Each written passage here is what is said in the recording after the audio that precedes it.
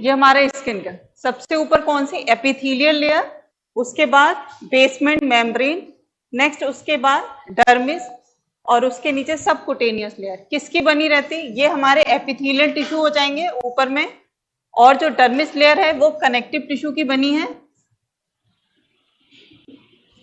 और नीचे subcutaneous layer बनी है एरियोलर या एडिपोज।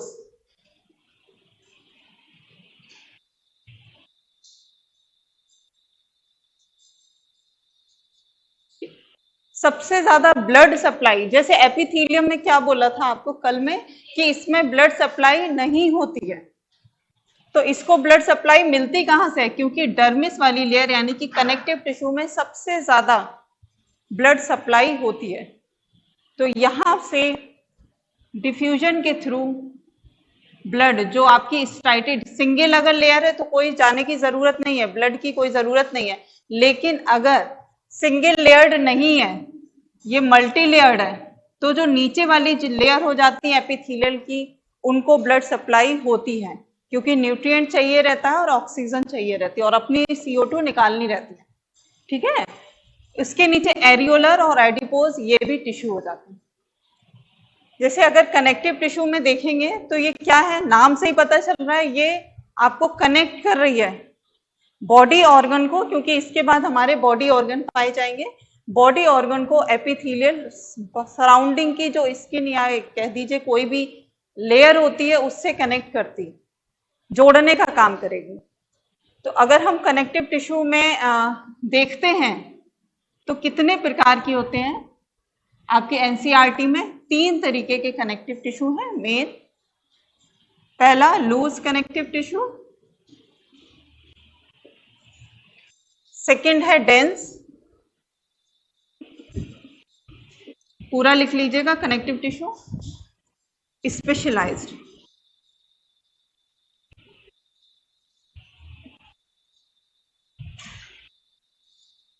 अगर लूज कनेक्टिव टिश्यू आपके नाम से ही पता चल रहा है, इसमें जो सेल्स होंगी, जैसे अगर एपिडर्मिस में हम देखते हैं तो सेल कैसे हैं, बिल्कुल पास पास हैं, सटी हुई हैं, और इसमें बोलते हैं कि आपका मैट्रिक्स यानी कि बहुत कम होता है मैट्रिक्स, और इंटरसेलुलर स्पेस भी बहुत कम होता है, और यहाँ पर गैप जंक्शंस होते हैं, बिल्कुल सटी सटी सेल्स होती हैं। लेकिन कनेक्टिव टिश्यू में, कनेक्टिव में आपकी बिल्कुल सटी हुई सेल्स नहीं होती हैं, काफी दूर दूर होती हैं। अब ये सब पहले, इसको पढ़ाने से पहले ये बता देते हैं कि कनेक्टिव टिश्यू में कौन कौन सी सेल पार्टिसिपेट करती हैं। अगर देखते हैं कनेक्टिव टिश्यू किन चीजों से मिलकर बना रहता है, तो कनेक्टिव टिश्यू बना रहता है मेन, कोई भी तीनों होंगे, पहले कई तरीके की सेल होंगी, और आपके फाइबर्स होंगे, मैट्रिक्स होगा, 3 चीजें होंगी।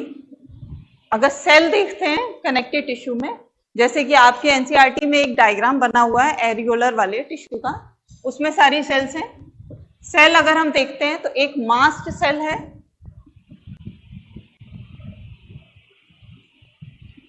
एक है मैक्रोफेजेस सेल,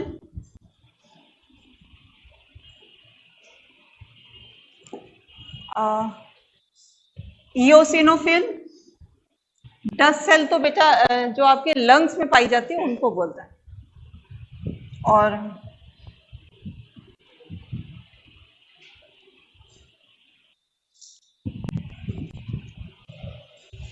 बी सेल्स, और एक हो जाएगी फाइब्रोब्लास्ट सेल।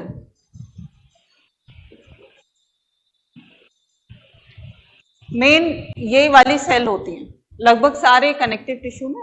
अगर हम फाइबर्स लेते हैं तो मेन मेन कौन से 2 आपके फाइबर हो जाते हैं, एक कोलेजन फाइबर और एक हो जाएगा इलास्टिन फाइबर।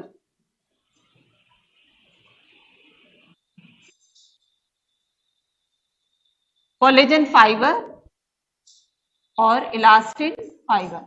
कोलेजन फाइबर हमारे व्हाइट कलर के होते हैं, इलास्टिन वाले फाइबर आपके येलो कलर के होते हैं, इसीलिए इनको नाम बोल देते हैं व्हाइट कोलेजन फाइबर या येलो इलास्टिन फाइबर।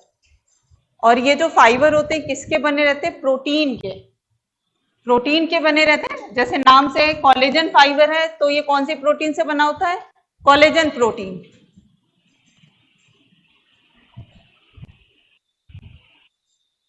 और इलास्टिन फाइबर है, तो ये किससे बना होगा?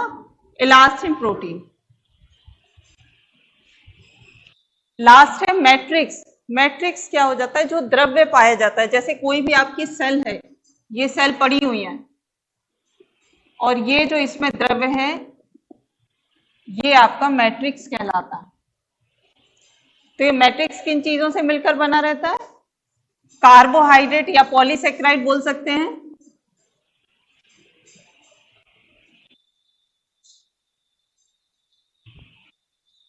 ये क्या परमानेंट है?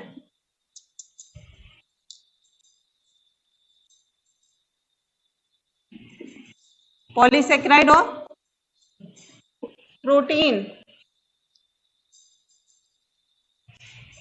ये हो गया परमानेंट।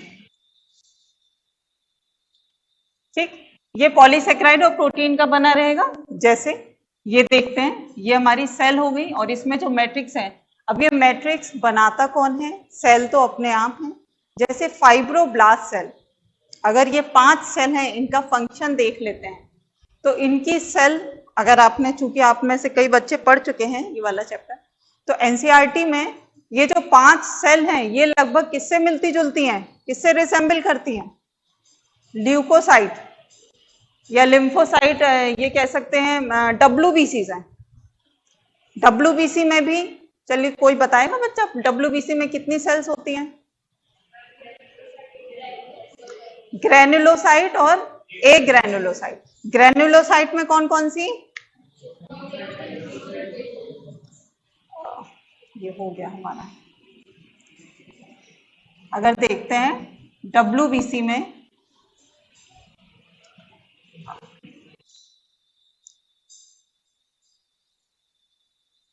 ग्रेनुलोसाइट और दूसरा हो गया ए ग्रेनुलोसाइट।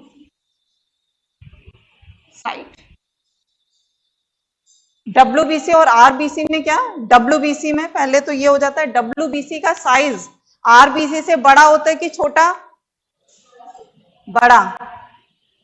डब्ल्यूबीसी का साइज आरबीसी से बड़ा होगा, क्योंकि फेगोसाइट है। मेन इनका काम क्या है? कि भक्षण करना, फेगोसाइट है। दूसरा, इनका नंबर आरबीसी से ज्यादा होगा कि कम होगा? कम होगा। अगर साइज बड़ा है तो नंबर कम हो जाएगा। ठीक। न्यूक्लिएटेड होगी कि नॉन न्यूक्लिएटेड होगी? न्यूक्लियस पाया जाएगा कि नहीं? पाया जाएगा, सभी में पाया जाएगा। मोटाइल होगी कि नॉन मोटाइल? मोटाइल। ठीक है। ग्रेनुलोसाइट अगर हम देखते हैं, बेटा सुनो, उधर ये बोल देना ये परमानेंट मार्कर है ना, कि वो ये नहीं हो रहा है। ग्रेनुलोसाइट में अगर हम देखते हैं तो कितनी? 3 होंगे। कौन कौन सा? बेसोफिल्स,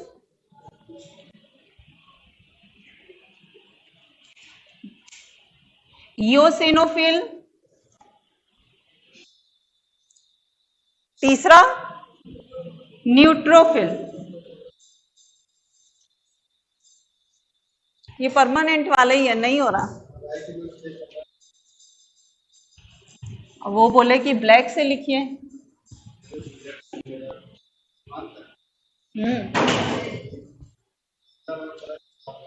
चलिए आप इसको कर दीजिए, उसके बाद हाँ उनको बोलिए बंद कर दें। Basophil, eosinophil, neutrophil. इसके अलावा इधर बताइए, एक ग्रेनुलोसाइट में क्या होते हैं? क्या? लिम्फोसाइट और मोनोसाइट।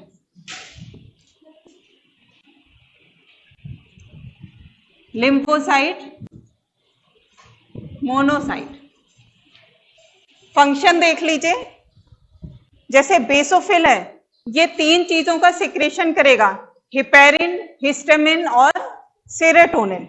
जिसमें हिपेरिन क्या? हिपेरिन का फंक्शन एंटीकोगुलेंट, यानी कि ब्लड का को हमारे शरीर में जमने नहीं देता है, ताकि पूरे टाइम आपका सर्कुलेशन बना रहे।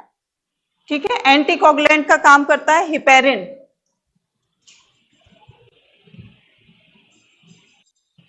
हिस्टामिन इन्फ्लेमेशन करता है आपके शरीर में, कहीं जो सूजन आ जाती है वो कौन करता है? हिस्टामिन। नेक्स्ट इयोसिनोफिल। इयोसिनोफिल जो हाइपर सेंसिटिविटी होती है, किसी को बहुत जल्दी छींक आ जाती है, एलर्जी होती है, उसके लिए इयोसिनोफिल रेस्पॉन्सिबल होता है। जैसे आपको छींक और ये सारा आ जाना या सूजन हो जाना, कहीं भी सर्दी जुकाम हो गया, तो इयोसिनोफिल क्या करेगा कि अपना नंबर बढ़ा देता है और हमारे शरीर को उससे किसी भी बीमारी से लड़ने की ताकत देता है। इसके बाद आपका आ जाता है न्यूट्रोफिल। न्यूट्रोफिल क्या है? एक तरीके का फैगोसाइट है।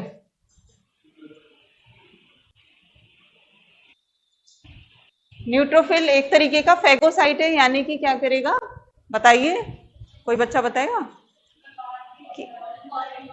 हाँ, कोई भी आपको जो फॉरेन क्या नाम है, मान लीजिए बैक्टीरियल इन्फेक्शन हो गया किसी से भी, तो उनको भक्षण करने का काम करता है, यानी कि उनको मारने का काम कर देता है ये फैगोसाइट। लिम्फोसाइट में अगर हम देखते हैं,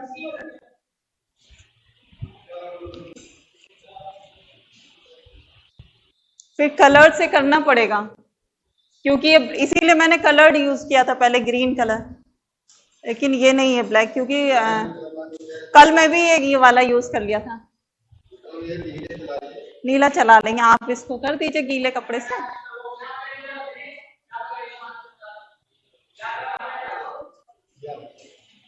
इसको हटा दीजिए। ये कल भी कर दिया था, कल मालूम नहीं था पूरा लिख के, कल भी हुआ था। अरे तो उस समय हो गया था वहां पर, यहाँ वैसे ही फिर से हो गया। उसको पेन को ही हटा दीजिए।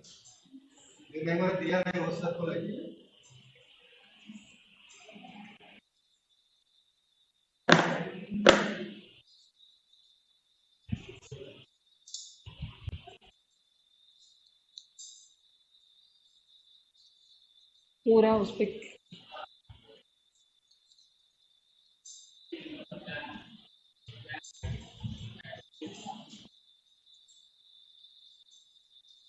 इधर का भी कर दीजिएगा, ये पूरे ही है ब्लैक से।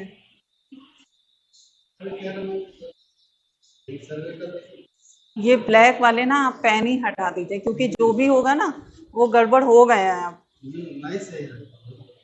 और वो इंक है वो भी कर दीजिए।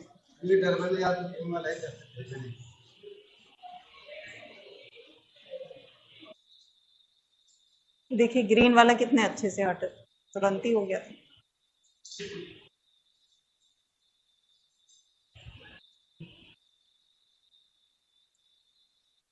तो देखिए बेसोफिल और इयोसिनोफिल, न्यूट्रोफिल, तो आपने फंक्शन लिख लिया सभी ने। बेसोफिल का हिपेरिन और हिस्टामिन सेरोटोनिन का सिक्रेशन करेगा, इन्फ्लेमेशन में काम आएगा। इयोसिनोफिल क्या करेगा? हाइपर सेंसिटिविटी या एलर्जिक रिएक्शन के लिए, जैसे ही हमको एलर्जी हो जाएगी इसका नंबर बढ़ जाएगा। थर्ड आपका न्यूट्रोफिल है,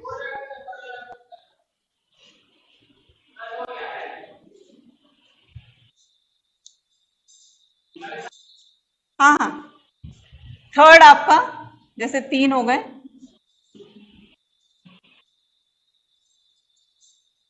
बेसोफिल था, इयोसिनोफिल, ये डिफरेंस आपके इसके फंक्शन में हो गया। सेकेंड आप इधर है, एक ग्रेनुलोसाइट में लिम्फोसाइट, दूसरा मोनोसाइट। इसका भी फंक्शन देख लेते हैं। लिम्फोसाइट का फंक्शन है इम्यूनिटी बूस्टअप, हमारी बॉडी में इम्यूनिटी को बढ़ा देता है, इसीलिए इसको किंग ऑफ इम्यूनिटी बोलते हैं। यानी कि ये क्या बनाएगा? मेनली इसका फंक्शन है एंटीबॉडीज बनाना। ये दो तरीके, एक बी सेल बनाती है, एक आपकी टी सेल जो थाइमस में जाती है, बी में यानी कि बोन मैरो। बी सेल आपकी बोन मैरो से, जो ये बी सेल इधर में मैंने कहीं नाम लिखा था, ये था, है ना, ये हल्का आपको दिख रहा होगा।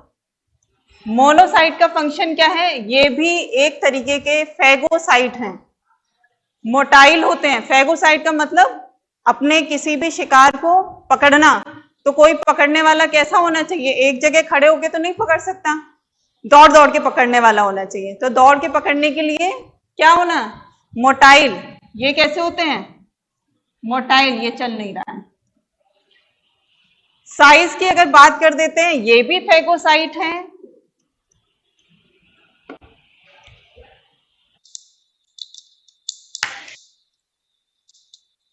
और ये भी आपका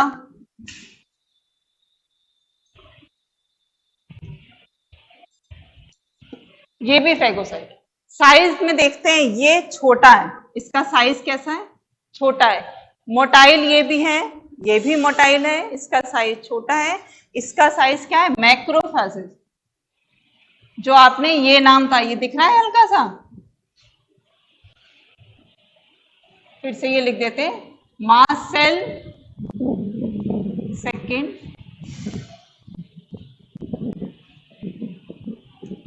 मैक्रोफेजेस थर्ड आपका है इओसिनोफिल, क्योंकि ये एक दूसरे से रिजेंबल करते हुए आपको पढ़ाना है मुझे। फोर्थ हो गया बी सेल, फिफ्थ हो गया फाइब्रोब्लास्ट सेल।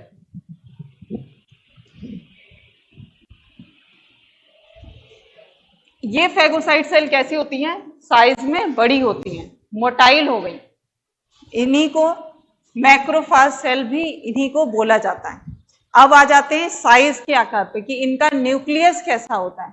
अगर इसका हम देखते हैं, बेसोफिल का स्ट्रक्चर आप देखते हैं, इओसिनोफिल और ये न्यूट्रोफिल का ये नीचे बना देते हैं। बेसोफिल का न्यूक्लियस आपका लगेगा कि ये बाई न्यूक्लिएटेड है, ये आपका न्यूक्लियस हो गया मोटा सा।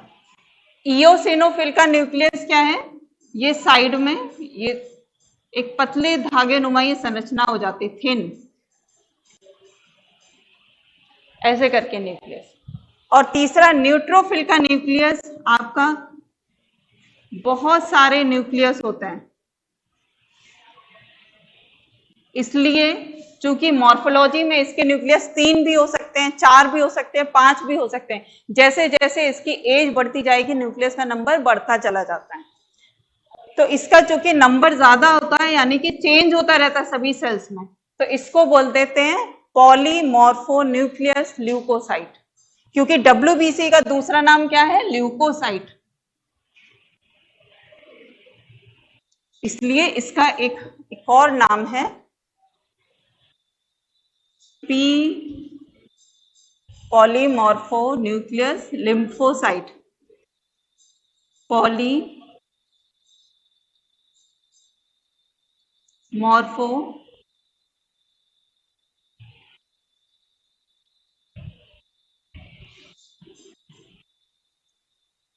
न्यूक्लियस ल्यूकोसाइट, ये इसका दूसरा नाम है, क्योंकि इसके न्यूक्लियस में नंबरिंग चेंज हो जाती है। बेसोफिल की और लिम्फोसाइट और मोनोसाइट हो जाते हैं सिंगल न्यूक्लिएट। जैसे इधर में आपके हैं ये डबल न्यूक्लिएट हैं, और ये आपका बहुत सारे न्यूक्लियस हो सकते हैं, इसमें 3, 4, 5 जितने भी। लिम्फोसाइट और मोनोसाइट का स्ट्रक्चर अगर हम देखते हैं तो ये सिंगल न्यूक्लिएट है,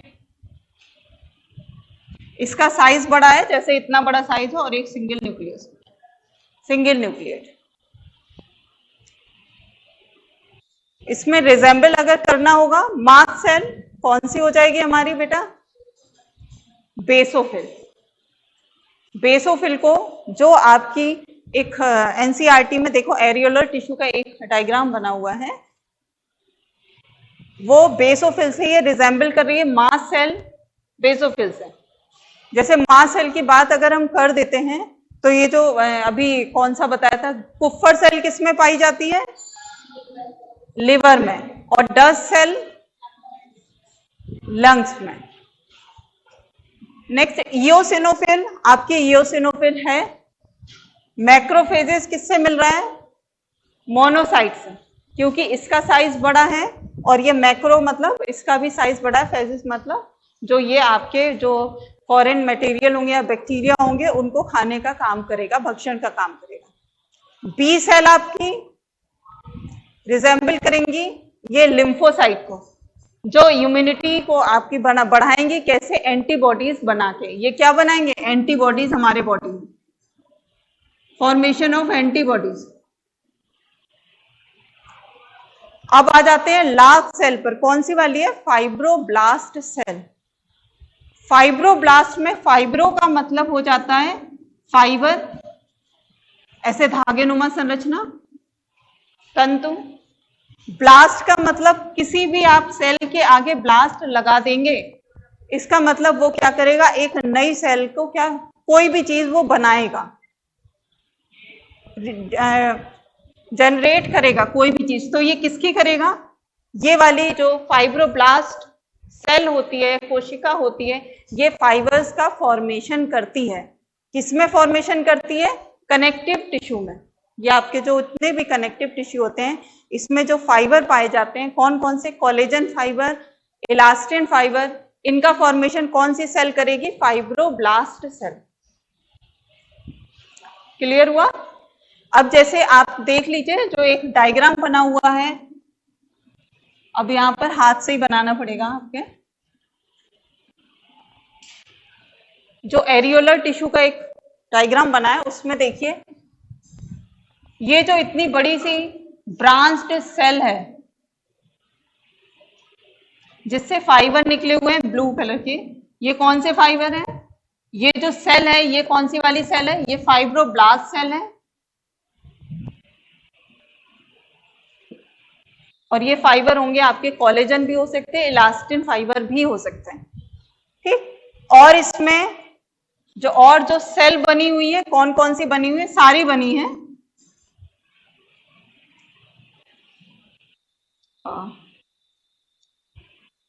ऐसे न्यूक्लियस ये बना हुआ है, एक मेरी समझ से यहां पर है जहां तक, एक ब्लू कलर की जो आपका यहां हो गया है ना,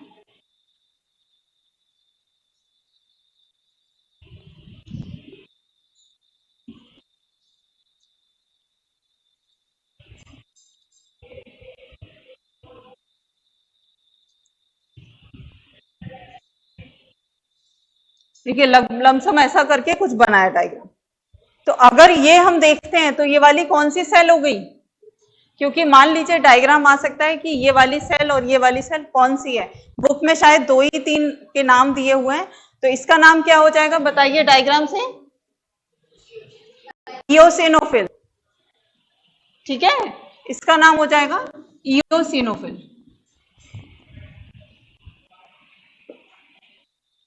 ये वाली जिसमें न्यूक्लियस की नंबर ज्यादा है वो कौन सी वाली हो जाएगी, न्यूट्रोफिल।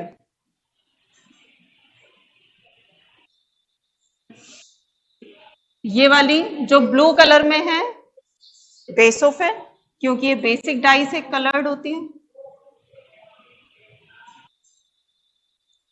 और इधर एक जो ये बनी हुई है सिंगल न्यूक्लिएटेड, ये लिम्फोसाइट हो गई आपकी, या बी सेल बोल देंगे, क्योंकि इसमें बी सेल होती है तो आप बी सेल बोल दीजिए। एक बड़ी सी ऐसे करके सेल बनी हुई है, ये कौन सी हो गई, मैक्रोफेज, है ना।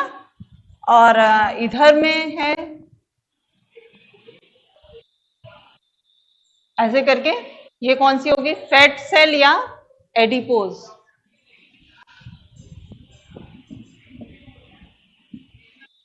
जो आपकी बॉडी में एक्स्ट्रा जो न्यूट्रिएंट होते हैं वो आपके शरीर में स्टोर करने के लिए सेल होती है एडिपोज। मेन यही है, जहां तक कोई छूटा तो नहीं है, ठीक। अब इसके बाद जो बता रहे थे वो बताएंगे कि लूज कनेक्टिव टिश्यू और आपके डेंस कनेक्टिव टिश्यू और थर्ड स्पेशलाइज्ड कनेक्टिव टिश्यू में कितने टाइप्स होते हैं।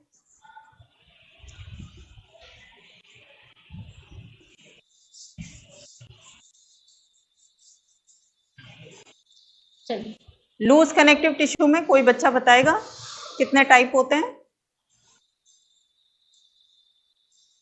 जैसे बता दे रहे हैं।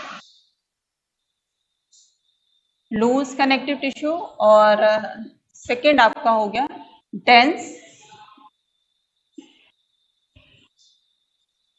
थर्ड आपका हो गया स्पेशलाइज्ड,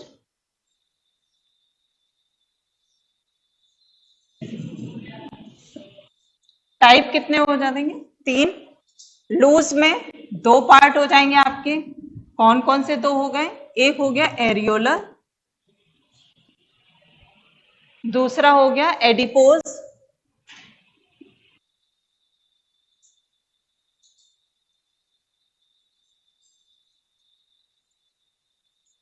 डेंस कनेक्टिव टिश्यू में भी 2 पार्ट हो गए आपके, एक हो गया regular, irregular, regular, regular dense connective tissue, एक हो गया इरेगुलर,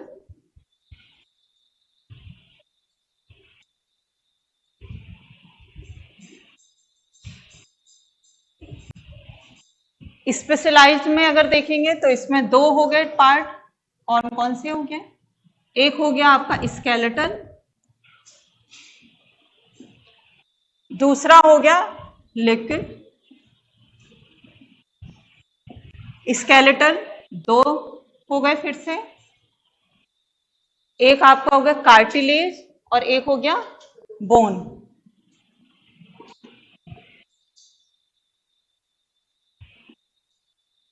लिक्विड में अगर देखते हैं तो ब्लड में हमारी बॉडी में कौन सा होता है? एक ब्लड हो जाएगा और एक हो जाएगा लिम्फ। ये सारी चीजें आपकी कनेक्टिव टिश्यू से मिलकर बनी। पहले बात करते हैं एरियोलर की। एरियोलर क्या है? जैसे आपने डायग्राम में देखा है बुक में, उसमें क्या है कि आपकी सेल्स दूर दूर हैं, ये फाइब्रोब्लास्ट सेल हैं जो लगातार आपके प्रोटीन का सिक्रेशन कर रही है, यानी कि फाइबर का हमेशा सिक्रेशन करती रहती है, ठीक है, जिससे इसमें हमारे कनेक्टिव टिश्यू में मजबूती आती है। जैसे आपकी ये खिंचाव होता है, किसकी वजह से? ये सारा कनेक्टिव टिश्यू है इसके अंदर। एरियोलर में क्या है? ये दूर दूर हैं, में इनका काम, जैसे आपको कहीं पर चोट लग जाती है तो इसकी भरपाई कौन करता है? कौन झेलता है? सारा आपका एरियोलर टिश्यू। कहाँ पाया जाता है? डर्मिस के नीचे जो आपकी कनेक्टिव टिश्यू है, सबसे ऊपर क्या थी? एपिडर्मिस, यहां पर बनाई थी, उसके नीचे बेसमेंट मेम्ब्रेन, उसके नीचे डर्मिस जो कि कनेक्टिव टिश्यू की, के बाद एरियोलर या एडिपोज टिश्यू। जैसे ब्लबर होता है, वह ब्लबर में आप बताओ किसमें क्या करता है? जो मेन हमारी एक्स्ट्रा फैट होता है वो उसमें जमा हो जाता है, ठीक है, और वो फैट किसमें जमा होता है? Adipose tissue. तो एडिपोज टिश्यू का फंक्शन क्या है? फैट का स्टोर करना। जो भी एक्स्ट्रा आपकी उतनी एनर्जी नहीं लूज हो रही है तो वो सारा आपकी बॉडी में फैट स्टोर हो जाएगा। तो एक क्वेश्चन ये बनता है कि बताइए एडिपोज टिश्यू लूज में भी आता है, एक स्पेशलाइज्ड टिश्यू में भी उसको रख देते हैं। क्यों रख देते हैं? क्योंकि इसका एक फंक्शन है। स्ट्रक्चर के आधार पर अगर देखेंगे तो ये आ जाएगा लूज कनेक्टिव टिश्यू में, और अगर इसका फंक्शन एक स्पेशल फंक्शन है केवल फैट का स्टोर करना, इसलिए इसको स्पेशलाइज्ड कनेक्टिव टिश्यू में भी रख देते हैं। तो अगर 2 ऑप्शन आते हैं तो बोथ ऑफ द अबव, दोनों ऑप्शन सही है। एक आपको ये बोला था अभी मैंने, जितने भी कनेक्टिव टिश्यू होते हैं उसमें ब्लड सप्लाई बहुत अच्छी होती है, जबकि एपिथेलियल टिश्यू में ब्लड सप्लाई नहीं थी। लेकिन इन सभी में केवल आपके कार्टिलेज को छोड़कर सभी में ब्लड सप्लाई होती है। कार्टिलेज में एक ऐसा कनेक्टिव टिश्यू है जिसमें कोई भी ब्लड सप्लाई नहीं होती है। तो क्या कार्टिलेज में आपका पॉइंट हो जाएगा? No blood supply.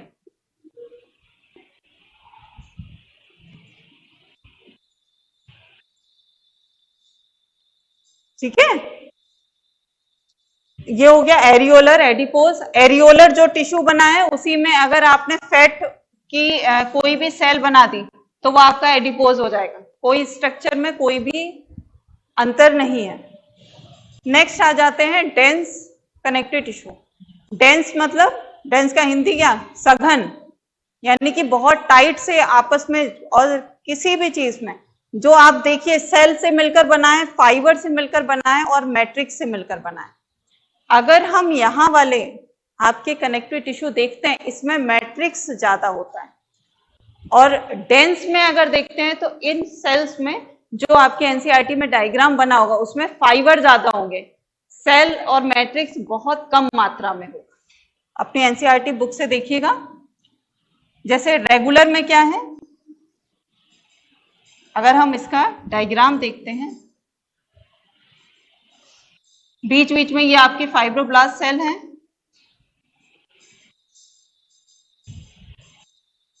रेगुलर का मतलब एक ही डायरेक्शन में प्रॉपर सारे फाइबर्स निकल रहे होंगे, यानी कि इसमें अगर मूवमेंट होगा, जिस किसी में भी हमारे बॉडी ऑर्गन में रेगुलर डेंस कनेक्टिव टिश्यू पाया जाएगा, इसका मतलब वो मूवमेंट केवल एक ही डायरेक्शन में करेगा हमेशा। इररेगुलर मतलब कहीं भी कैसा भी, ये इधर से फाइबर निकल आया, एक तो फाइबर इधर से आ गया, एक फाइबर इधर से आ गया। एनसीईआरटी बुक में आप देखिएगा जो डायग्राम बना हुआ है, कहीं से भी कोई रेगुलरिटी नहीं है, तो ये इररेगुलर, ये वाले हो जाते हैं इररेगुलर डेंस कनेक्टिव टिश्यू। इसका मतलब ये कभी भी एक डायरेक्शन में आप उसमें खिंचाव नहीं कर सकते, आप किसी भी डायरेक्शन में खिंचाव करिए। ये किसमें मुख्यतः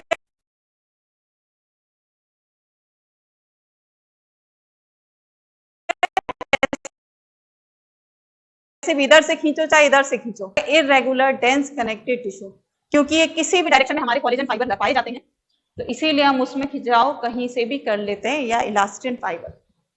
डिफरेंस अगर देखते हैं स्ट्रक्चर में, तो ये डिफरेंस हो गया कि इसमें फाइबर ज्यादा होंगे, इसमें लूज और डेंस में क्या अंतर हो गया, इसमें मैट्रिक्स ज्यादा होगा और इसमें फाइबर ज्यादा होंगे। सेल इसमें ज्यादा होंगी, उसमें सेल थोड़ी कम होंगी, फाइब्रोब्लास्ट सेल ज्यादा होंगी। पाया किसमें जाएगा रेगुलर डेंस कनेक्टिव टिश्यू? दो तरीके के होते हैं हमारी बॉडी में, कौन कौन से? दो हो जाएंगे, एक हो जाएगा आपका लिगामेंट और टेंडन। रेगुलर आपके हो जाएंगे लिगामेंट और टेंडन। लिगामेंट किस में पाया जाता? बोन टू बोन, जैसे ये हमारा हाथ है, ये इसके बीच में, और टेंडन किस में? मसल। जैसे यहां पर अगर हम एक डायग्राम बना देते हैं,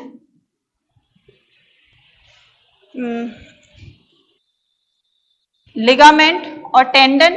टेंडन में क्या है, ये कोलेजन फाइबर इसमें ज्यादा होता है, और लिगामेंट में आपके हो जाते हैं इलास्टिन फाइबर ज्यादा। टेंडन में कोलेजन फाइबर, लिगामेंट में इलास्टिन फाइबर। डिफरेंस कैसे कि टेंडन में क्या है, आपकी एक ठो मसल है हमारी बॉडी में, कोई भी देख लीजिए, हाथ का ये एग्जांपल सबसे आसान है कि टेंडन क्या है, ये हमारी बोन है, हमको हाथ को ऐसे उठाना है, और यहां पर हमारी ये मसल्स लगी हुई हैं, ये बाजू पर, और हमने यहां पर ये टेंडन है, हमने खींच दिया। यानी कि कोलेजन फाइबर और इलास्टिन फाइबर में सबसे एक मेन डिफरेंस ये होता है कि कोलेजन फाइबर सीधे सीधे हमारे खिंचाव केवल करते हैं, ऐसे रस्सी की तरह पकड़ के खींच दिया, उसमें साइज उसका इंक्रीज नहीं होता है। जबकि इलास्टिन फाइबर क्या है, उसमें खिंचाव होता है, जैसे रबड़ के माफिक वो खिंच जाता है, बहुत ज्यादा नहीं खिंचाएंगे, इतनी दूरी खींच के थोड़ा बहुत खींच जाएंगे। तो अगर, इसलिए टेंडन किसका बना होता है, इलास्टिन फाइबर का, और लिगामेंट का किसका बना होता है, collagen fibre. Bone to bone और मसल्स टू बोन। सेकेंड आपका है इरेगुलर डेंस कनेक्टिव टिश्यू। ये किस में होता है? सबसे पहला एग्जाम्पल क्या है आपका, स्किन हो गई, कोई भी पूरी सरफेस हमारी बॉडी की, कहीं से भी कुछ भी खींचो। नेक्स्ट आपका पेरिकार्डियम, हार्ट की जो मसल्स हैं वो आपकी इरेगुलर कनेक्टिव टिश्यू से मिलकर बनी होती है, पेरिकार्डियम। और इसका एग्जाम्पल है पेरिओस्टियम,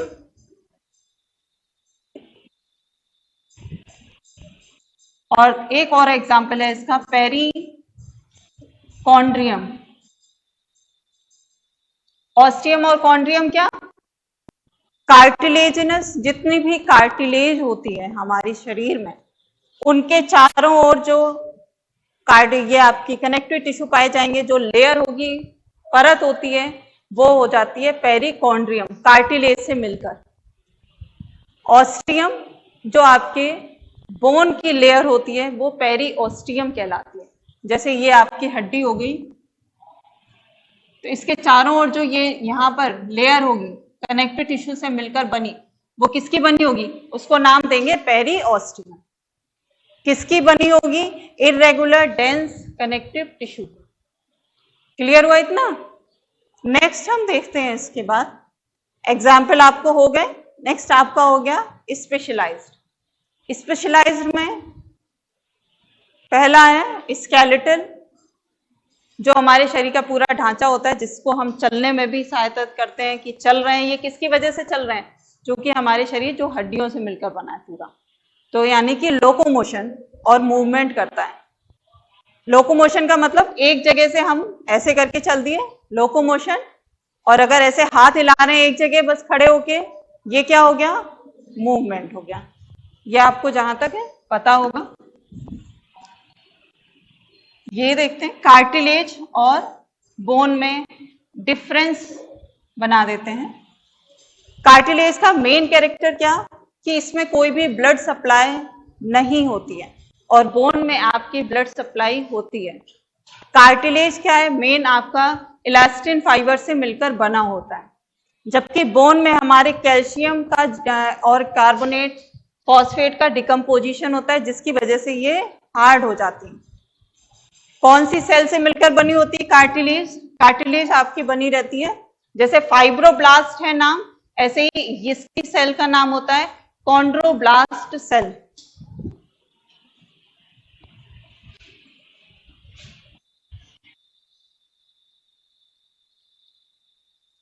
इसके एक और सेल हो जाती है कॉन्ड्रोसाइट सेल।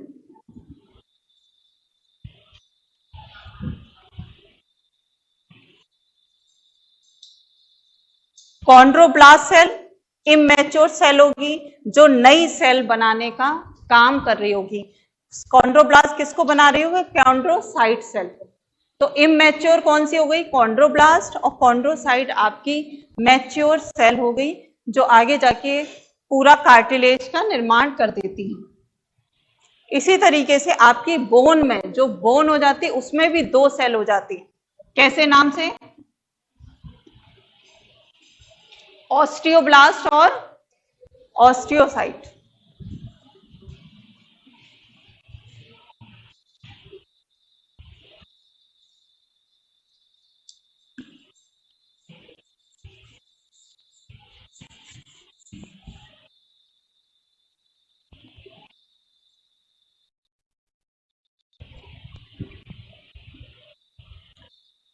ऑस्टियोब्लास्ट जो सेल होगी, ये भी बोन बनाएगी, लेकिन ये इमेच्योर सेल होगी।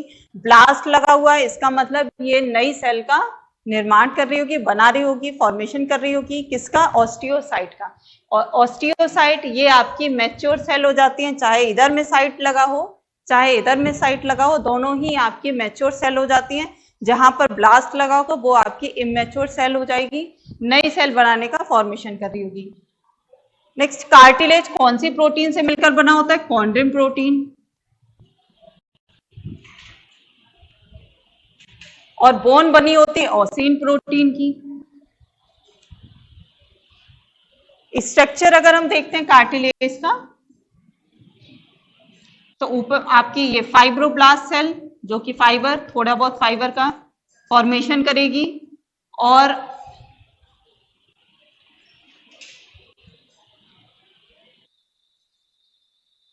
ये आपकी कई सारी कॉन्ड्रोसाइट सेल ये हो गई।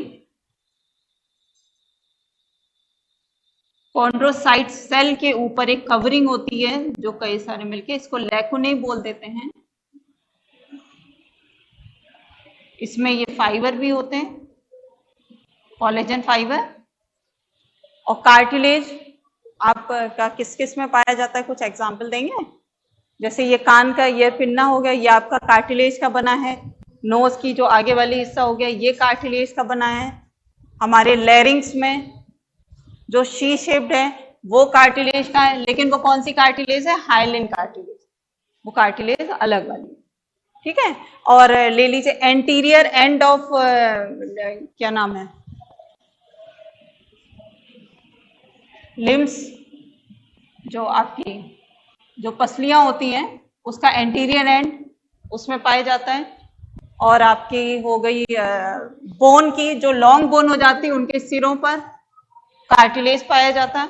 ये सारे मेन एग्जाम्पल हो गए। बोन में अगर हम देखते हैं, बोन आपकी कहाँ है? सबसे ज्यादा मजबूत होती है लॉन्ग बोन, जैसे कि लिम्ब की, हाथ पैर की, हमारी जो वर्टिब्रल कॉलम है यानी कि रीढ़ की हड्डी है, सारी ये बोन की हो गई। इसके बीच में इंटरवर्टिब्रल डिस्क होती है, ये भी आपकी कार्टिलेज की बनी होती है।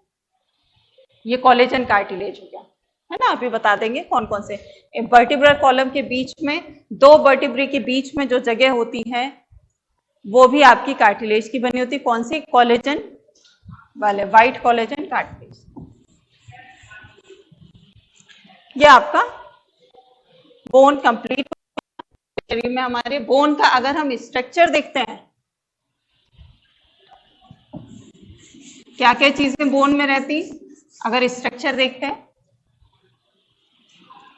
तो दो आपके पार्ट हो जाएंगे। एक हो जाएगा एपिफाइसिस, डायाफाइसिस, सिरे वाला जो भाग हो गया हमारा ये एपिफाइसिस, और यहाँ पर ये हाइलिन कार्टिलेज, सॉरी हाइलिन नहीं, कोलेजन कार्टिलेज की ये बनी होती है इसके सिरों पर। इसका बीच का हिस्सा ये कहलाता है मैरो कैविटी। जैसे बोन मैरो का नाम है, इसका मैरो ले लीजिए, बोन मैरो कैविटी। ये येलो बोन मैरो का बना होता है हम लोगों में। अगर बच्चे की जब बर्थ होती है, उसकी किसी भी बच्चे का जब जन्म होता है तो ये रेड बोन मैरो से मिलकर बना होता है। तो ये क्या कर रहा होगा? आपके शरीर में आरबीसी, डब्ल्यूबीसी और प्लेटलेट्स का फॉर्मेशन या निर्माण कर रहा होगा। लेकिन मैच्योर केस में हम लोगों में ये येलो बोन मैरो का बना होता है। तो रेड बोन मैरो कहाँ होती है? जो इसके सिरे होते हैं, यहाँ पर छोटी छोटी स्पंजी सेल्स होती हैं, जिसको क्या बोल देते हैं? ट्रेबिकुली।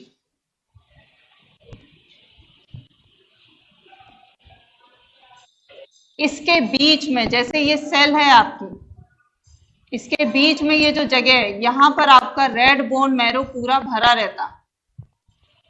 और ये आपकी रेड बोन मैरो हमारी बॉडी की 3 मेन सेल का निर्माण करता है। कौन कौन सी? आरबीसी, डब्ल्यूबीसी और प्लेटलेट्स का। इसके चारों ओर जो कवरिंग होती है, ऑस्टियम, ये जो कवरिंग है। अब रह जाते हैं ये बीच वाला हिस्सा। ये बीच वाला हिस्सा किसका बना रहता है? कैल्शियम फॉस्फेट का डिकम्पोजिशन या कैल्शियम कार्बोनेट का डिकम्पोजिशन होता है, जिसकी वजह से हमारी हड्डियों में मजबूती आती है। बीच वाले ये कॉम्पैक्ट बोन होती है पूरा। अगर हम इसका टीएस काटते हैं इस कॉम्पैक्ट बोन का, तो कैसे? आपने नाम उसमें होगा हेबर्शियन कैनाल, है ना। तो वो क्या है? अगर हम इसका टीएस ऐसे करके आप काटेंगे तो आप देखना इसका ऐसे सर्कुलर डायग्राम होगा, चित्र देखने को मिलेगा। और बाहर की तरफ ये जो मेम्ब्रेन होगी वो कौन सी होगी? पेरी ऑस्टियम की लेयर होगी। जो सेंटर वाला ये हो गया आपका मैरो कैविटी होगी, और साइड में ये आपके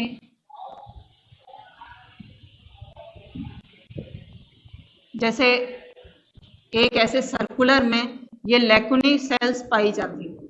बीच में न्यूक्लियस है, स्टार शेप, पूरा स्टार भी नहीं मान लीजिए, बहुत सारे ऐसे करके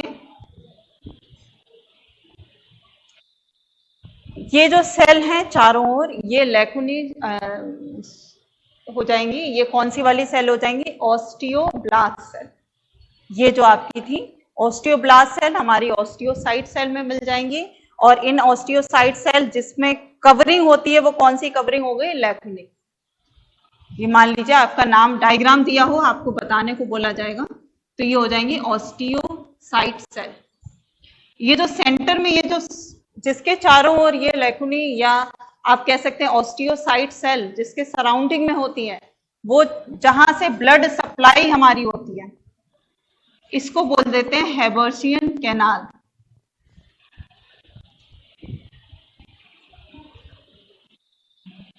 हेबर्शियन कैनाल जहां से ब्लड सप्लाई होती है।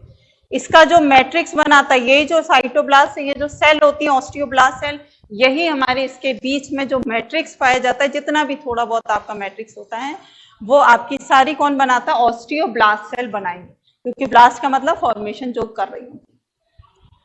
एक नाम है वॉक्सवैगन, सॉरी वॉक्समैन, है ना? तो वो क्या है कि दो हेबर्शियन कैनाल जब आपस में कनेक्ट होंगी तो वो कहलाएगी वॉक्समैन कैनाल। ये हॉरिजॉन्टली ये कनेक्ट होती है, मान लीजिए वन वर्ड में, जबकि ऐसा मुझे नहीं लगता एनसीईआरटी में ये लिखा है ना? ये आपका बोन कंप्लीट हुआ। ब्लड, और ये आपके ब्लड वाले उसमें पार्ट में दिया हुआ है एनसीईआरटी में। नेक्स्ट इसमें जो करवाना है ये वाला, हाँ, कनेक्टिव टिश्यू कंप्लीट हो गया। कौन कौन से फिर से एक बार रिवाइज करवा देते? Loose, dense, specialised, areolar, adipose, regular dense, irregular dense. और स्पेशलाइज्ड में दो हो गए आपके, कार्टिलेज, बोन। सबसे ज्यादा ब्लड सप्लाई किस में होती है? कनेक्टिव टिश्यू में। केवल किसको छोड़कर? कार्टिलेज को छोड़कर। और फाइब्रोब्लास्ट सेल, हाँ एक पॉइंट रह गया, फाइब्रोब्लास्ट पूरे कनेक्टिव टिश्यू में पाई जाएगी, केवल किसको छोड़कर? ब्लड को छोड़कर। ब्लड में आपकी फाइब्रोब्लास्ट सेल नहीं होती है। क्यों नहीं होती? क्योंकि उसमें फाइबर की जरूरत नहीं है, केवल आपकी सेल की जरूरत है, तो उसमें सेल ज्यादा पाई जाती है, फाइबर की जरूरत नहीं है, इसलिए केवल ब्लड को छोड़कर आपकी सभी में फाइब्रोब्लास्ट सेल होती हैं। ये हो गया, कनेक्टिव टिश्यू आपका कंप्लीट हो गया। नेक्स्ट अब आपके दो टिश्यू रह जाते हैं। पहला है कनेक्टिव टिश्यू की ओरिजिन क्या थी? मीजोडर्मल। कनेक्टिव टिश्यू के बाद जो हम अगला टिश्यू पढ़ेंगे वो आपका muscular tissue.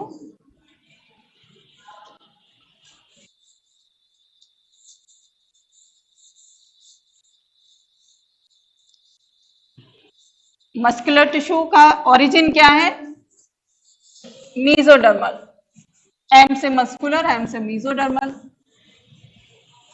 Mesodermal sorry muscular के अलावा जो हमारा लास्ट टिश्यू रह जाएगा वो कौन सा है? Nervous tissue.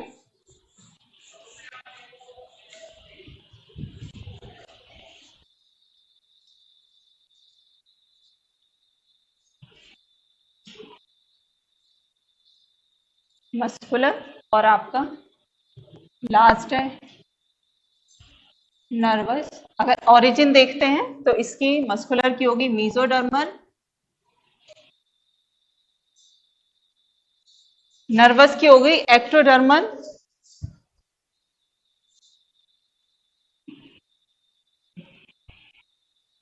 एक्टोडर्मल ओरिजिन हो गई। मसल्स मेन जो आपके चलने फिरने में जितना भी कौन कौन स्केलेटल और मस्कुलर सिस्टम, इनकी मसल्स का साथ साथ में एक साथ एक दूसरे को सहायता देती हैं, जिससे हम लोग चलते हैं यहाँ से वहां। कोई चीज आप हाथ उठाते हैं या पैरों से चलते हैं, कुछ भी करते हैं, तो मिला जुला इफेक्ट होता है मसल्स और आपके स्केलेटल का। क्लियर हुआ? मस्कुलर में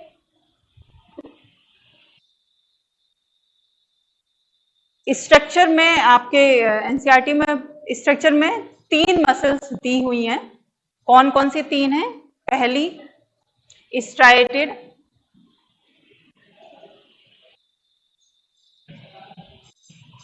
दूसरी आपकी स्मूथ, तीसरी हो गई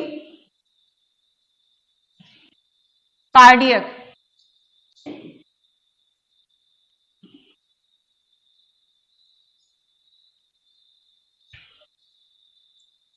डायग्राम अगर हम देखें तो ये आपकी स्ट्राइटेड कैसी होती हैं, अनब्रांच्ड। कैसी होगी, अनब्रांच्ड। पहला स्मूथ भी स्ट्रक्चर अगर आप देखेंगे तो एक न्यूक्लियस है, इसमें ये ब्लैक व्हाइट ये धारियां होती हैं, पट्टियां।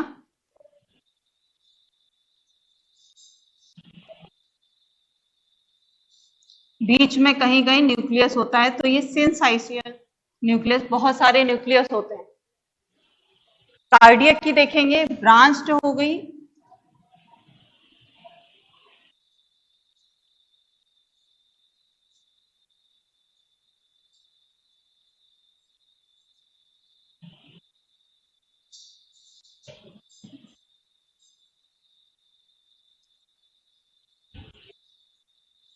डिफरेंस क्या है, ये अनब्रांच्ड है, ये भी अनब्रांच्ड है, और ये वाली आपकी ब्रांच्ड है कार्डियक।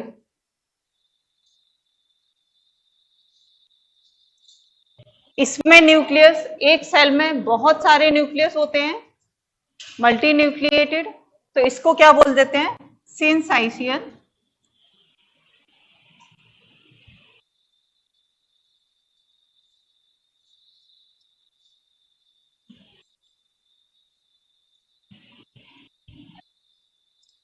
ये आपकी यूनिन्यूक्लिएट है, एक सेल है,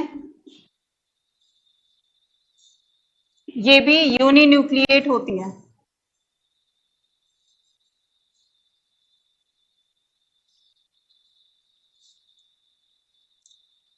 ये आपकी इसमें बैंड दिखाई दे रहे हैं, तो ये कैसी है, इसीलिए इसका नाम स्ट्राइटेड मसल रखा गया है, क्योंकि बैंड दिखाई दे रहा है। इसमें आपके कोई भी बैंड नहीं दिखाई देते हैं, व्हाइट ब्लैक बैंड, कोई भी बैंड नहीं होता है, इसलिए इसको बोला जाता है अनस्ट्राइएटेड मसल।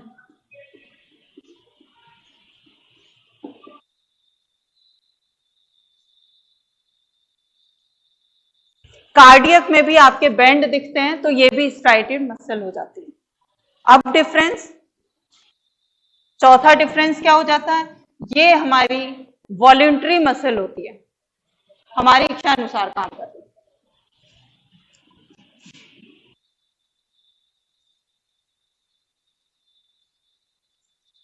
स्मूथ मसल इनवॉलेंट्री होती है, हमारी मर्जी हो ना हो, वो अपना फंक्शन करती रहेगी, जैसे इंटेस्टाइन की पेरिस्टालिसिस क्रिया, कोई भी हमारे इंटरनल ऑर्गन की, तो ये हो गई इनवॉलेंट्री। कार्डियक मसल भी इनवॉलेंट्री होती है, कभी ना थकने वाली।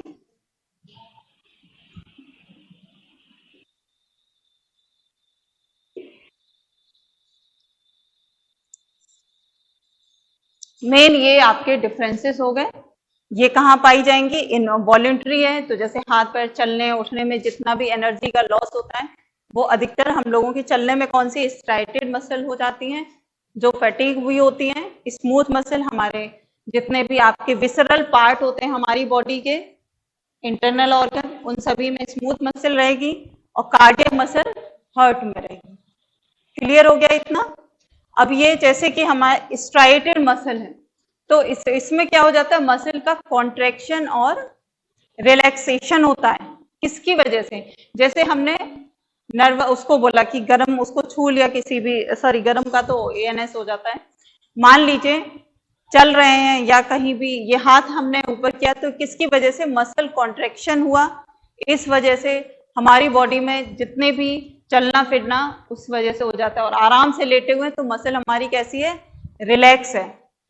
तो ये आपकी कॉन्ट्रैक्शन कैसे हो जाता है, ये आप एक प्रोसीजर है, कैसा है, मान लीजिए नॉर्मल अगर हम फेज में बिल्कुल आराम कर रहे हैं, तो हमारी मसल कैसी होती है, रिलैक्स स्टेट। बिल्कुल अपनी आराम से। और कॉन्ट्रैक्ट में जब उसकी डीपोलराइजेशन, आपने इसमें होगा पढ़ने में, डीपोलराइजेशन या मसल का एक्साइटेशन किसको बोलते हैं, तो ये आपका हो जाएगा सारा कि मसल कॉन्ट्रैक्ट हो रही है। होता कैसे है, जैसे आपको बता देते हैं डीपोलराइजेशन वाली क्रिया। मान लीजिए एक नर्वस टिश्यू है, या नर्वस सेल बोल दीजिए या न्यूरॉन बोल दीजिए, क्योंकि ये दोनों ही आपके मसल और नर्वस टिश्यू एक्साइटेबल टिश्यू कहलाते हैं। ये भी एक्साइट होता है और आगे में एक्साइट होके आगे अपना काम करता है, और ये भी अपने सिस्टम को सिनेप्सिस के द्वारा दूसरे न्यूरॉन को भेजता है। कैसे होता है, जैसे आप कोई भी ले लीजिए, नर्वस न्यूरॉन का अगर हम स्ट्रक्चर देखते हैं तो कैसे बनाते हैं, देखिए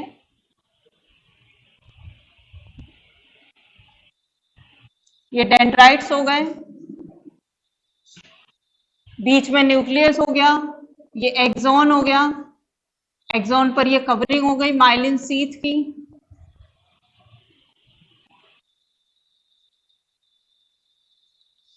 पहले आपको यही समझा देते हैं नर्वस टिश्यू का स्ट्रक्चर, उसके बाद यहां पर तब ये बता देंगे।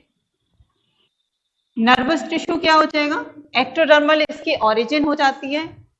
एक ये भी एक्साइटेशन के लिए होता है नर्वस टिश्यू। और स्ट्रक्चर अगर हम देखते हैं,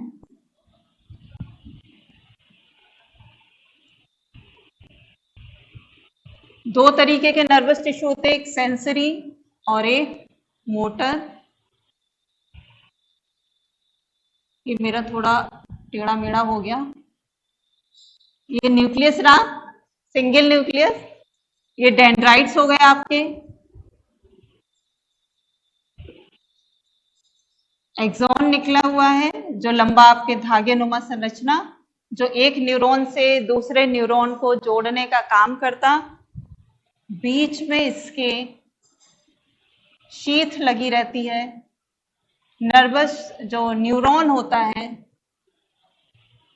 ये इसकी नर्वस टिश्यू की यूनिट बोली जाती है। जैसे सेल है तो वो कौन सी हो जाएगी, न्यूरॉन उसकी यूनिट है। कवरिंग हो जाती है माइलिन शीथ,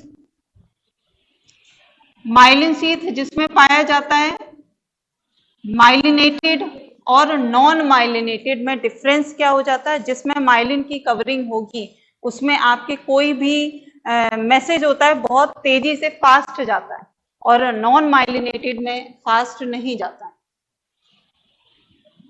इसमें आपके न्यूक्लियस होते हैं, ये न्यूक्लियस को क्या बोल देते हैं, न्यूक्लियस ऑफ श्वान सेल।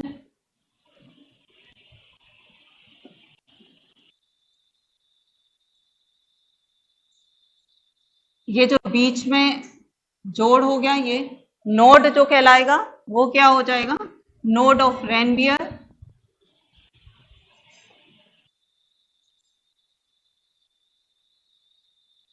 ये एक्सॉन है, एक्सॉन के जो सिरे होते हैं पतले धागे नुमा, जिसको बोल देते हैं एक्सॉन टर्मिनल। सिरे बटक्स कहलाते हैं, बटन्स जो हो जाती है, या एक्सॉन टर्मिनल भी इनको बोल सकते हैं। किसको, ये रहे एक्सॉन टर्मिनल से ही न्यूरोट्रांसमीटर हमारे सीक्रेशन होता रहता है। और यहां पर आपकी दूसरी, मान लीजिए किसी दूसरे का डेंड्राइट्स पड़ा हुआ है, तो यहां से न्यूरोट्रांसमीटर जाएंगे दूसरे न्यूरॉन के डेंड्राइट्स पर। क्या पाया जाता है, वहां पर रिसेप्टर होते हैं, यहां से निकलते हैं न्यूरोट्रांसमीटर, और दूसरे वाले पर यहां पर रिसेप्टर लगे होते हैं। ये रिसेप्टर इस न्यूरोट्रांसमीटर को लेंगे, तब एक न्यूरॉन से दूसरे न्यूरॉन में हमारे पास मैसेज चला जाता है कि हाँ यहाँ पर, जैसे हमको दिमाग में पता चल जाता है कि हाँ ये हम पेन पकड़े हैं, कोई भी चीज महसूस अगर कर रहे हैं तो हमारा मैसेज ऐसे करके चला जाता है। कौन लेता है, न्यूरोट्रांसमीटर जाते हैं, और न्यूरो रिसेप्टर पाए जाते हैं दूसरे न्यूरॉन पर, जो कि उसको रिसेप्ट करते हैं, लेते हैं। इसी तरीके से अगर हम मसल्स के कॉन्ट्रैक्शन में देखते हैं कि मसल कैसे कॉन्ट्रैक्ट होती है, तो ये न्यूरॉन, जैसे आपका स्मॉल डायरेक्शन में उसमें बना लेते हैं छोटा सा डायग्राम। ये न्यूरॉन है, ये आपका एक्सॉन हो गया। इसने क्या है यहाँ पर, ये न्यूरॉन्स के ट्रांसमीटर हो गए। इसने यहाँ पर कि मसल चूंकि कॉन्ट्रेक्शन होने का इसको मैसेज देना है, तो कैसे करेगा, ये यहाँ पर इसके न्यूरो ट्रांसमीटर निकले और ये हमारी एक मसल है, वहां पर क्या लगे हुए हैं, बहुत सारे एक्सेप्टर जो इस ट्रांसमीटर को एक्सेप्ट कर लेंगे, इसके सराउंडिंग में पूरे में लगे हुए।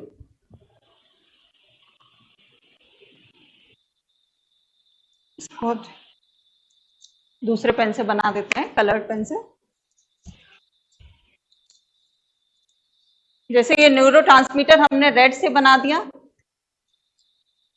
और ये आपके एक्सेप्टर जिसको बोल देते हैं एसिटाइल कोलिन या ACH, यहां पर इन्होंने एक्सेप्ट किया।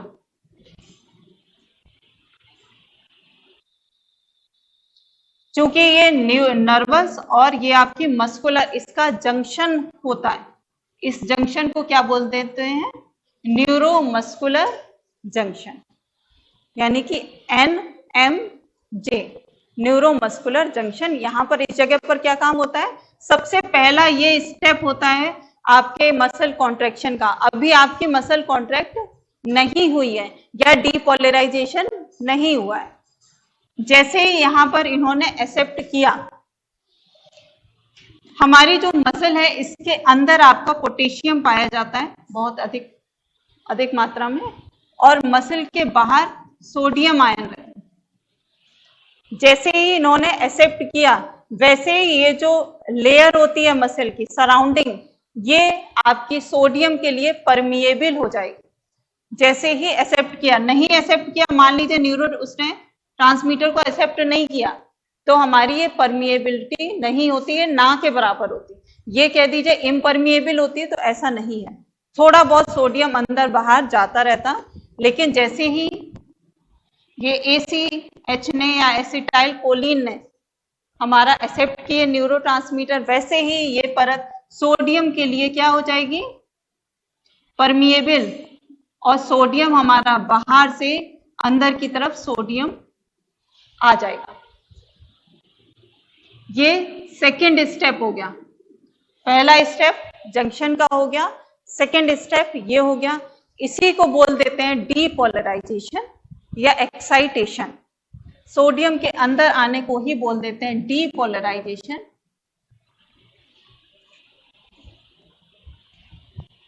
या एक्साइटेशन। अब इसके बाद थर्ड स्टेप क्या होता है, थर्ड स्टेप हो जाता है कि इसमें कैल्शियम हमारी सेल में ER यानी कि एंडोप्लाज्मिक रेटिकुलम या अंतःप्रद्रवी जालिका से बाहर निकलना शुरू हो जाता है। हमारी हर सेल में आपकी ER प्रेजेंट होती है ना, न्यूक्लियस होगा, ER होगी, राइबोसोम होगा, बहुत सारी चीजें होती हैं। तो इसमें भी ER का कैसा डायग्राम ऐसे करके बनाते हैं ना, ER के अंदर कैल्शियम काफी मात्रा में रहता है, कैल्शियम काफी मात्रा में रहेगा। जैसे ही सोडियम हमारा अंदर आता है, वैसे ही एंडोप्लाज्मिक रेटिकुलम अपना कैल्शियम को हमारी मसल की जो सेल है उसमें बाहर सीक्रेट कर देता है। इसके अंदर जितना भी कैल्शियम होता है वो हमारी मसल्स में सीक्रेशन उसका हो जाए। इतना क्लियर हुआ? पहला स्टेप क्या था, न्यूरॉन ने न्यूरोट्रांसमीटर निकाले और ACH ने उसको एक्सेप्ट कर लिया, पहला स्टेप। दूसरा डीपोलराइजेशन या एक्साइटेशन, यानी कि जैसे ही उसने एक्सेप्ट किया, सोडियम क्या हो गया, हमारा अंदर आ गया, परमेबल हो जाता सोडियम। सोडियम जैसे ही सेल में अंदर आया मसल सेल्स, वैसे ही एंडोप्लाज्मिक रेटिकुलम या अंतःप्रद्रवी जालिका ने अपने अंदर का कैल्शियम हमारी सेल में बाहर निकाल दिया। और जैसे ही कैल्शियम बाहर आता है इस सेल में, वैसे ही हमारी जो मसल होती है वो कैसे सिकुड़कर छोटी हो जाती है। तो इसी को बोल देते हैं मसल का कॉन्ट्रैक्शन। हमारी फोर्थ स्टेप हो गया, ये वाला स्टेप कौन सा हो गया? Third step. फोर्थ स्टेप क्या हो गया? Muscle contraction. तो मसल कॉन्ट्रैक्शन के लिए क्वेश्चन ये बनेगा कि मसल कॉन्ट्रैक्शन के लिए डायरेक्टली कौन रेस्पॉन्सिबल है? कैल्शियम। जब कैल्शियम निकला तभी मसल कॉन्ट्रैक्ट हुई, उससे पहले जितना भी ये तामझाम हुआ था मसल हमारी कॉन्ट्रैक्ट नहीं हुई थी। स्टार्टिंग कहां से होती है? जब ये न्यूरोट्रांसमीटर हमारे ACH एसिटिल कोलिन एक्सेप्ट करते हैं, तब हमारी डीपोलराइजेशन या एक्साइटेशन या कह सकते हैं कॉन्ट्रैक्शन की शुरुआत होती है। क्लियर हुआ इतना? ठीक है, ये आपका हो गया मसल कॉन्ट्रैक्शन। और नर्वस सिस्टम कंप्लीट हो गया आपका जहां तक ये था। ठीक है, और कोई जो, हाँ, ये जो बुक में देखिए NCERT में डायग्राम अब जो पढ़ाने को है वो है आपका कॉकरोच, जो हम कल पढ़ा देंगे। स्टार्टिंग कौन सा है कॉकरोच में आपको पढ़ना है? पेरीप्लैनेटा अमेरिकाना हम पढ़ेंगे। इसको ये बोला जाता है अमेरिकाना, इसलिए बोलते हैं कि ये मानते हैं कि ये अमेरिका से आया था हमारे भारत में और यहीं का होके रह गया, है ना। वैसे भी कोई चीज आ जाए तो जानी तो है नहीं। ठीक है, तो नेक्स्ट ये कल में आपका कॉकरोच पढ़ाएंगे। और हाँ, डायग्राम आते हैं कि कोई भी आपका डायग्राम जितने भी आपके बने, जितनी भी सेल्स हैं वो आप कर लीजिएगा। जैसे फाइब्रोब्लास्ट सेल आपको ये बताया था हमने, ये जो सेल बनाई थी ये है आपकी एडिपोज सेल है, या बोल सकते हैं रेगुलर या इरेगुलर डेंस कनेक्टिव टिश्यू का डायग्राम है। और तीन आपके कौन से हैं? मसल्स के डायग्राम हैं। तो तीनों आप देख लीजिएगा, मान लीजिए। ठीक है, हो गया, बंद कर दिया। अच्छा, बाकी बाकी तो मेरा ओवर ही चल, बंद कर दीजिए, कल पढ़ाएंगे।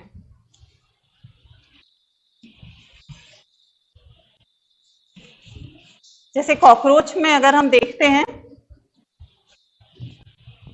आप बंद कर दीजिए, कॉकरोच का अगर हम देखेंगे तो स्ट्रक्चर